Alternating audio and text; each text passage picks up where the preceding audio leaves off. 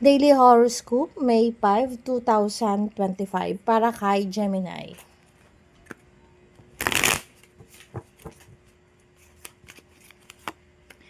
Gemini, the card said here, you need to have balance.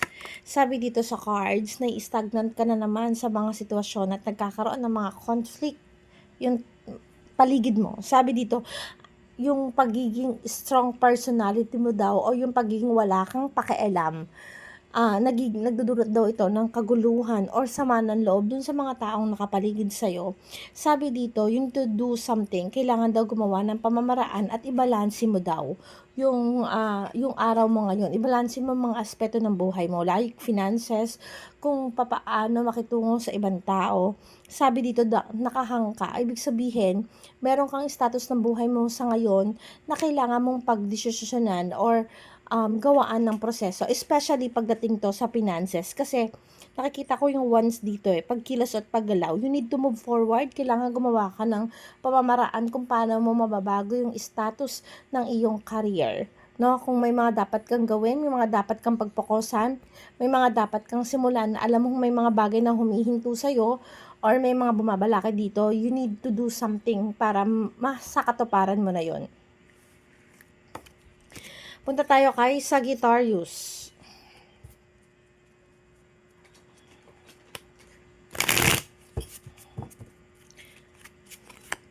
Sagittarius, the word ito. Makikita ko dito sa cards na nagkakaroon man ng mga taong nag-a-against sa'yo, hindi man sabihin na natin na hindi man sumasang-ayon sa'yo yung tadhana sa ngayon, pero may mga bagay kang, may mga kaalaman ka para masolusyonan yung problema na kinakaharap mo o kung ano man yung bumabalakid sa mga bagay na gusto mong gawin. Sabi dito, kahit man may mga taong hindi pumapabor sa kagustuhan mo at lalong may mga hadlang like finances or something, alam kong masusolusyonan mo yung mga problema. So keep going. Huwag mawalan ng pag-asa, huwag ka mawalan ng pagtitiwala dun sa sarili mo na mapagpapatuloy mo to o magagawan mo to ng pamamaraan. Tuloy-tuloy lang sa Sagittarius kasi masusolusyonan kung ano yung problema na kinakaharap mo. Punta tayo kay Aries.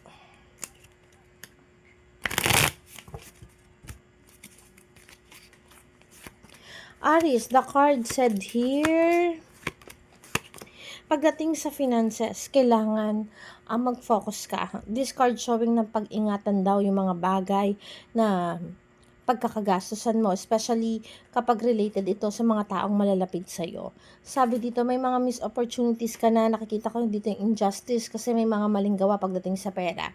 So, kung ikaw ang isang Aries at nakikita ko dito na natutuon ka sa ibang bagay or may mga taong lumalapit sa'yo, you need to learn to say no.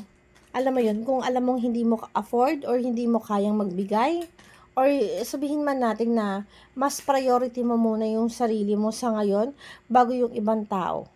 Kasi nakikita ko dito may injustice, mayroong mga bagay na mamimiss ka or hindi masasakatuparan dahil sa pagbibigay mo. So focus muna sa sarili, lalo na kung yung paglalaanan mo ay pagkakagrow mo.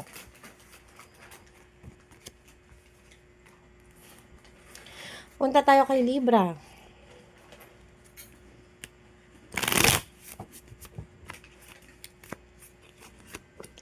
Libra, the pool ito na nakabaliktad. So, okay, nakikita ko dito yung confused, yung pagkaguluhan, or sabihin natin, pagkalito mo pagdating sa finances, no? Nakikita ko rito ito yung nakahangka, naka-stagnant ka dun sa isang sitwasyon na alam ko naman na masusolusyonan din o magagawa ng paraan. May mga tao daw na makikita mo yung tunay na kulay pagdating sa pera. So, be wise, Libra.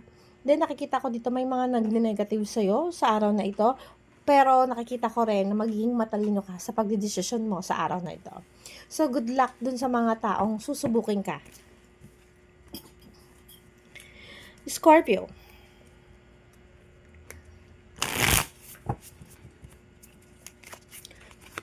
Scorpio, the card said here, gumanda.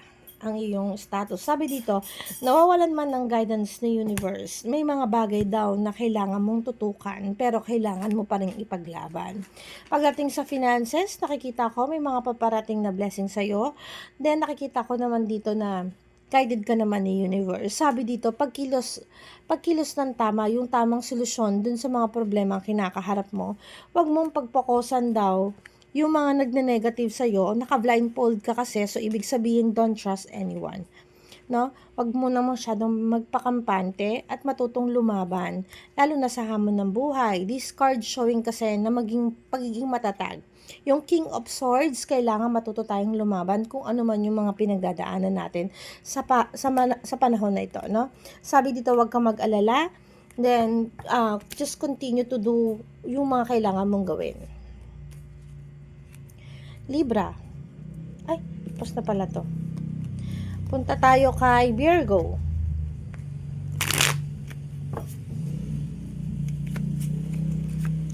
Virgo, the card said here, may mga dapat daw nasukuan. May mga taong magdi-disconnection sa'yo. May mga taong magpapabigat sa araw mo ngayon. Pero this card showing kasi na after all na mga bagay na naging negative, masusolusyonan kasi lumabas si The Magician at The Sun. Ibig sabihin, magiging masaya pa rin naman. This card showing din na magiging okay or mas magagawa ng pamamaraan yung mga problema rin na kinakaharap mo. Kahit na may nakita ako dito na huwag ka masyadong dumepende sa ibang tao ha, kasi this card showing may mga disconnection sa mga tao. Madidisappoint ka lang.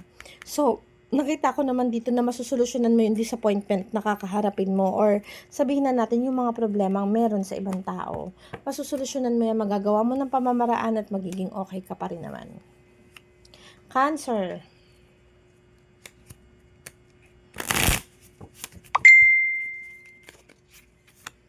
Cancer, okay. Cancer, naka-stagnant sa isang sitwasyon. May pagkabigo, sabi dito, may mga bagay ka daw natuklasan o nalaman na nakakapanakit ng iyong damdamin. Pero sabi dito sa card, mas piliin mo pa raw yung change, yung panibagong panimula. Itong nangyayari sa'yo, kung ano man yung pinagdadaanan mo, Cancer, this is guided with the universe para i-open sa'yo or may lesson kang matutunan. Ganon. I-open sa'yo yung mga dapat matutunan matapos yung pagiging stagnant mo sa sitwasyon. Matapos yung pagiging stagnant mo, matapos masolusyonan mo yung hindi clarify dun sa status ng buhay mo o kung ano man yung aspeto ng buhay na meron ka ngayon. Take the lesson from that, Cancer. Leo.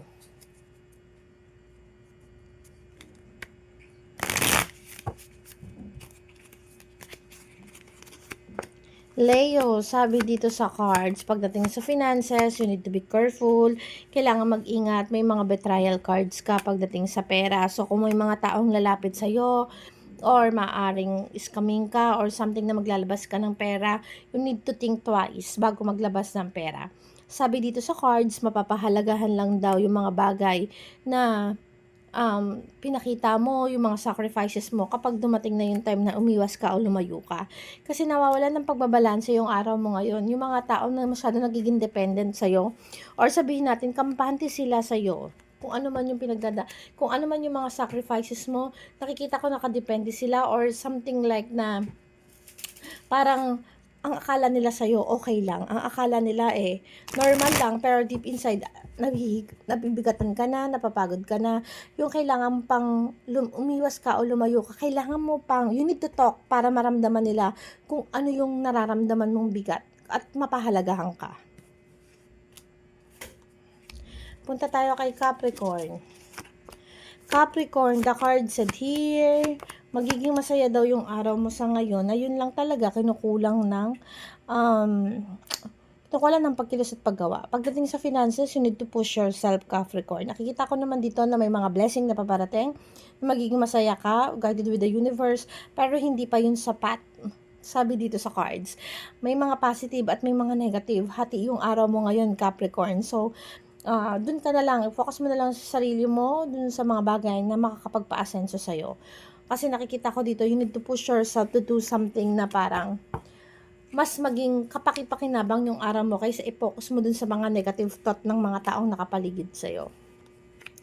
Taurus.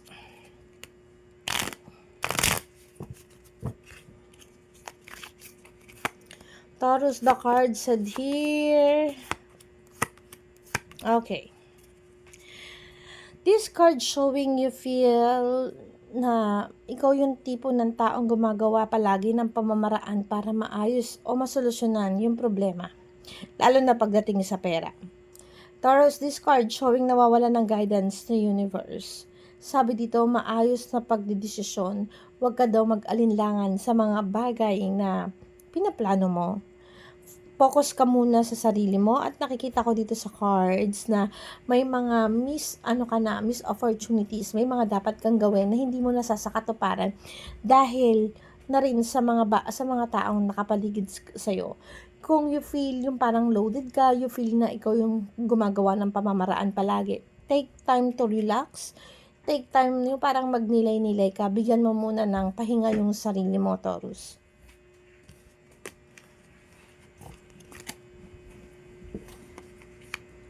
Aquarius.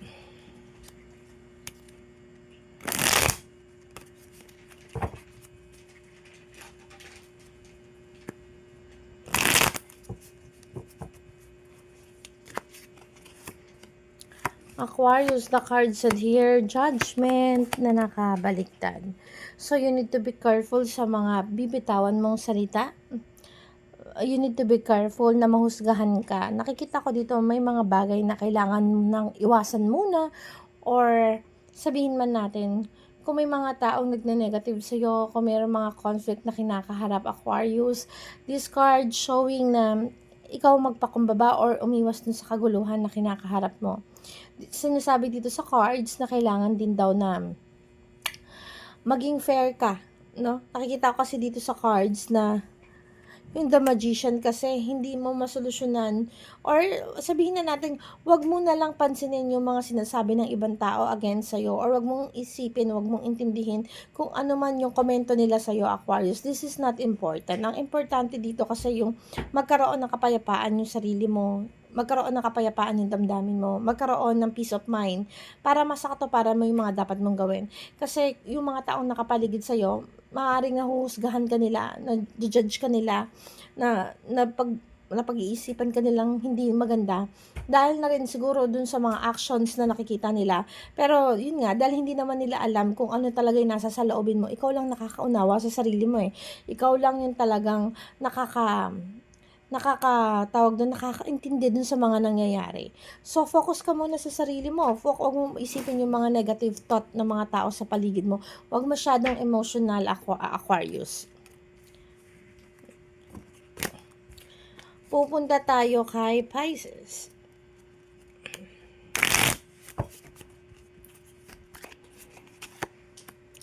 Pisces, this card showing to be okay. The card said here, pagdating sa finances, okay naman daw. Kulang lang talaga sa pagpupush pa. Kulang pa sa pakikipaglaban. This card showing yung mga maling gawa. Pisces, you need to be careful. Baka nakakagawa tayo ng mali, or may mga tao sa paligid natin na gagawa ng mali. Magdudulot daw ito ng conflict. No? Sabi dito sa cards, konting hinahon, wag masyadong padalos-dalos sa desisyon. And then this card showing na wag masyadong yung araw mo ngayon mundaanin sa emosyon mo. Wag mong yung emotions mo, wag mong masyadong i-priority, no? You need to be practical. Sabi dito, Pisces, no? Kilos lang, at yun nga, mag-ingat tayo sa mga bibitawan nating salita para hindi mapagmulan ng malaking kaguluhan sa araw na ito, or magkaroon ng conflict sa mga taong nakapaligid sa atin. At ito po ang aking daily horoscope. Salamat po sa mga sumusubaybay, nananatiling nakikinig at nanonood ng aking guidance. Paalala po, ito ay gaway lamang po sa araw-araw.